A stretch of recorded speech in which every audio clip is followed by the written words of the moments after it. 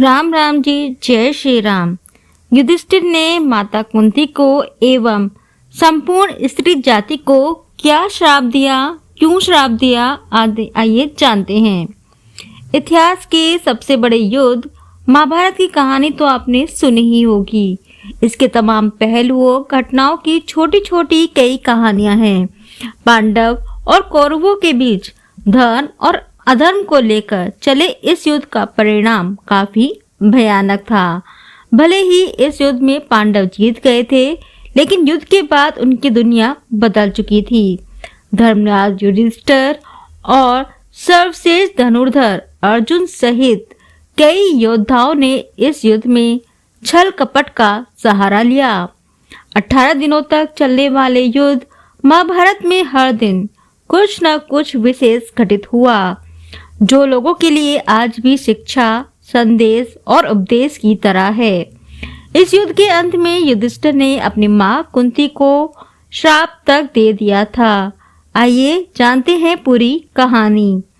महाभारत के युद्ध के बाद सभी मृत परिजनों और रिश्तेदारों का तर्पण करने के बाद पांडव 1 महीने तक गंगा तट पर रहे।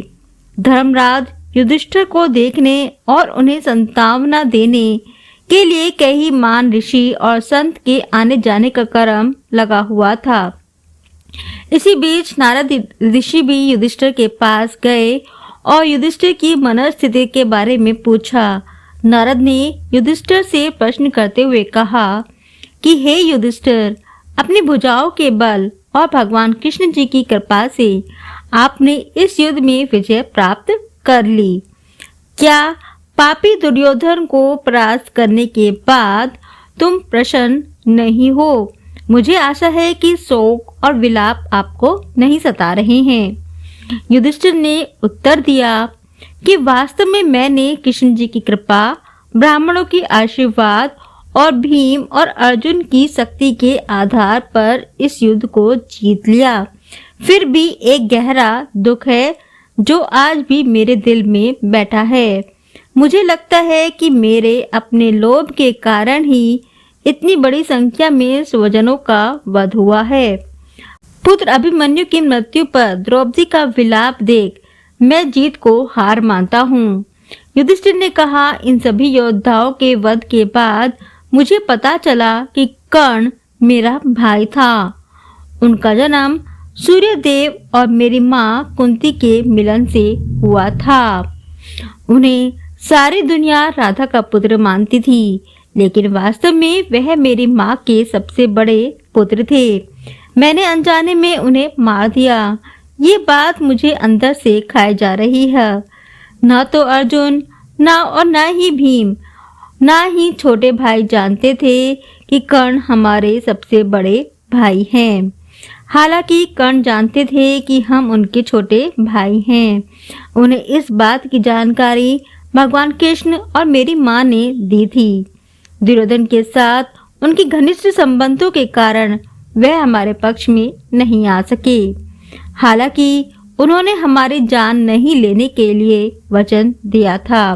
अगर मेरे पास अर्जुन और कर्ण दोनों होते तो मैं दुनिया को जीत सकता था। ये कहते हुए युधिष्ठिर भावुक हो गए और उनके आंसू बहने लगे।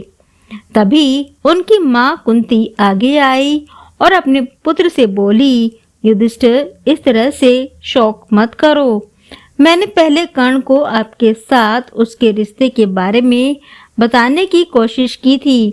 सूर्यदेव ने भी उससे बात की। हालांकि अपनी घनिष्ठ मित्रता के कारण कर्ण ने दुर्योधन का साथ नहीं छोड़ा। माँ कुंती की सांत्वना की बातें सुनी तो युधिष्ठिर अपने क्रोध और शोक को शांत नहीं कर सके। धर्मराज युधिष्ठिर ने अपनी माँ कुंती से कहा कि आपने इतनी बड़ी बात छिपाकर हमें अपने ज्येष्ठ भ्राता का हत्यारा बना दिया।